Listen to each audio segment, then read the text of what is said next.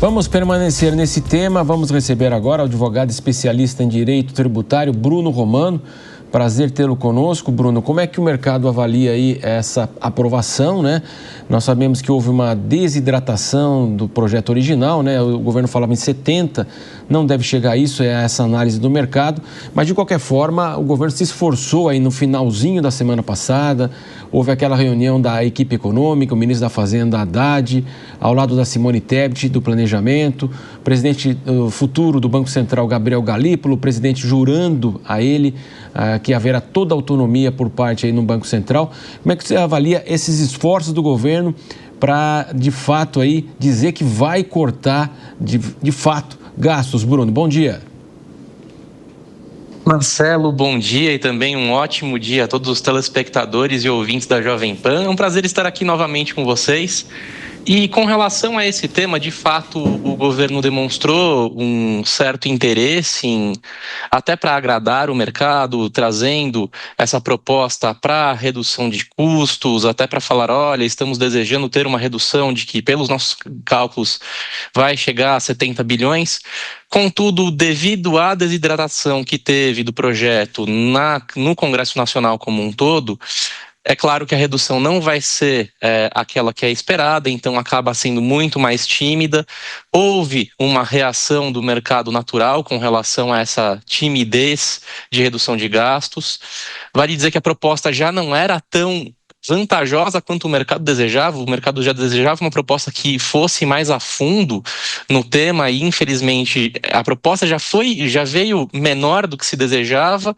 Houve a desidratação do Congresso e, com isso, o mercado reagiu. Nós tivemos, mais uma vez, né, a alta de dólar, os juros já estão elevados, isso acaba gerando também um grande impacto. O nosso índice de inflação está acima da meta, então, com isso, o mercado está reagindo não muito bem com relação a isso. Por outro lado, o presidente Lula trouxe a promessa de que ele não vai intervir no Banco Central, trouxe a promessa de que Galípolo seria o presidente do Banco Central mais livre de todos os tempos, e é o que o mercado espera. O mercado realmente deseja que haja essa não intervenção do governo sobre o Banco Central. Inclusive, teve uma entrevista do Galípolo muito boa em que ele disse que ele não ia segurar, por exemplo, a taxa de juros no peito, né, na marra, o índice do dólar na marra. Então isso também acaba sendo muito positivo. O mercado vê com bons olhos essas declarações. Agora precisa ver quando efetivamente o Gabriel Galípolo vai assumir o Banco Central, a presidência, e a maior parte do seu corpo diretivo vai ser de indicados do presidente, se os atos vão corresponder ao que foi feito de promessa. Então, nesse sentido, por um lado, a desidratação da proposta foi muito ruim, a proposta já foi tímida e a desidratação deixou ainda pior, mas essas promessas trazem um certo alento, mas precisa analisar na prática como vai se dar o ano de 2025 para saber como o mercado vai reagir a partir de então. E na visão de muitos especialistas, acredito que na sua também, Bruno, a gente já entra em 2025 com a perspectiva de que teremos um ano muito desafiador na economia.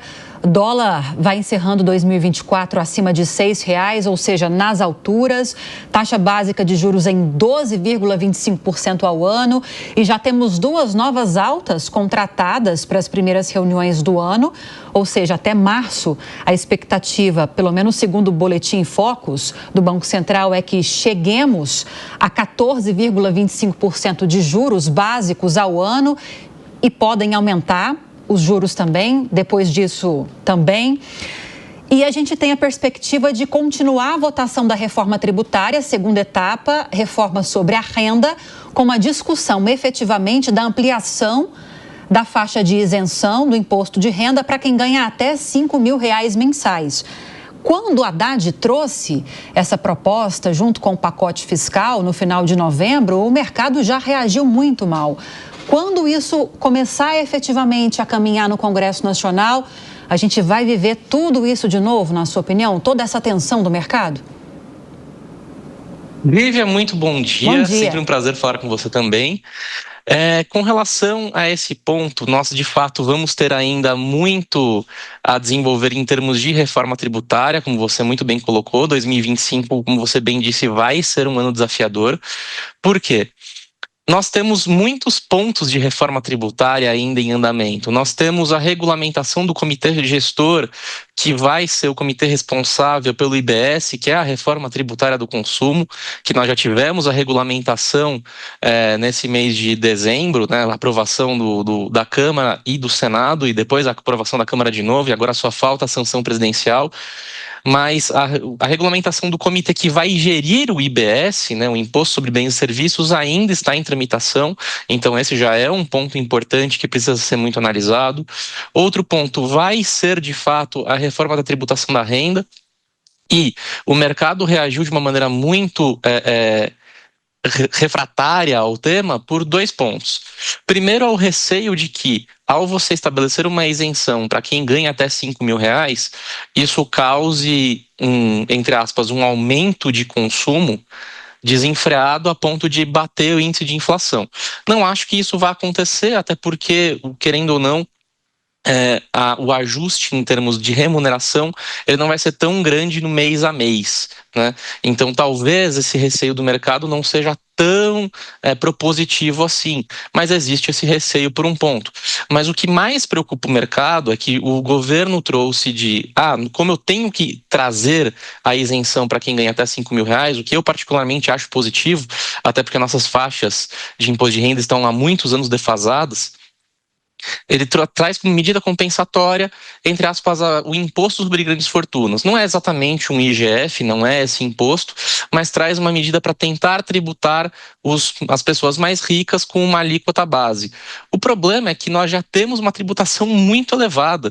As pessoas mais ricas que recebem em dividendos, embora elas tenham a isenção dos dividendos, as pessoas jurídicas das quais elas controlam, são acionistas, sócios, entre outras, essas pessoas jurídicas já sofrem uma carga tributária de 34%, 25% de imposto de renda e mais 9% de contribuição social. Isso sem falar do PIS e da COFINS, que serão extintos com a reforma tributária que vai iniciar. Então o mercado pensa, poxa, mais tributação, mais carga tributária, e aí surge aquele receio do mercado do tipo, não vai parar, a carga tributária sempre tem que aumentar. Então o grande receio do mercado, além da questão do consumo, o que eu acho que é pouco elucidativo, eu não acho que seja efetivamente o ponto central da crítica do mercado ao projeto, é essa questão de cada vez mais carga tributária. Então há sim um ponto muito benéfico e muito necessário, é realmente muito necessário que haja uma isenção para quem ganha até R$5.000 por mês, mas por outro lado existe esse receio de ter mais tributação, mais carga tributária, até porque no Brasil, se você tiver uma tributação de dividendos, você tem uma fuga de capital, uma fuga de investimento, e esse é o grande receio do mercado. Bruno Romano, agora a pergunta do nosso comentarista Diogo da Luz. Bom dia, Bruno. Um prazer falar consigo. Quero lhe perguntar sobre a reforma tributária em si, essa que está se discutindo, você falou rapidamente, e me parece, de fato, vai começar a valer no máximo em 2026. E vai demorar 10 anos até que seja implantado, porque teremos os 2 sistemas, o atual, péssimo na minha opinião, diminuindo gradualmente, e o novo, ruinzinho na minha percepção, crescendo gradualmente. Esses 10 anos não são tempo demais para uma transição, ao que me parece outros países fizeram mais rápido. Não se pode fazer em 1 ou 2, no máximo 3 anos, até para que as pessoas percebam algum benefício no sistema novo, senão ficaremos 10 anos com uma coisa ainda pior, ou não. Diogo, muito bom dia, é um prazer falar com você. E sim, essa transição é muito longa.